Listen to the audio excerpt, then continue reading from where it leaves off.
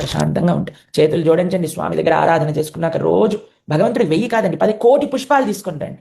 స్వామి నువ్వు నాకు ఇచ్చావు జీవితంలో, స్వామి నేను నీకోసం పెడుతున్నాను అని ప్రేమతో ఒక్కొక్క పువ్వు పెట్టండి, ప్రేమతో పెట్టండి. స్వామి నువ్వు నాకు ఈ అవకాశం ఇచ్చావయ్యా ఇంత ఆరాధన చేసుకోవడానికి, నీకు చేస్తున్నాను స్వామి అని సమర్పణ చేయండి. భక్తి భావనతో, ప్రేమ భావనతో భగవంతుడికి ఇవ్వండి. భగవంతుడి ముందు నిల్చోండి, ఒకటే ఒక నమస్కారం చెప్పండి. ఫస్ట్ నమస్కారం, స్వామి థ్యాంక్ యూ సో మచ్. రెండో నమస్కారం, స్వామి నీ సేవ ఎలా చేసుకోనయ్యా. మూడవ నమస్కారం పెట్టండి, ఏమైనా తప్పులు చేసి ఉంటే క్షమించు తండ్రి. అంతే. మూడే చెప్పండి, స్వామికి ఇంకేం చెప్పాల్సిన అవసరం లేదు. నమస్కారం చేసుకోండి, చేతులు జోడించండి. స్వామి థ్యాంక్ యూ స్వామి, ఎంతో ఇచ్చావు, చాలా ధన్యవాదాలయ్యా. అయ్యో నీకు ఏదైనా సేవ ఉంటే చెప్పు, నేను చేస్తాను.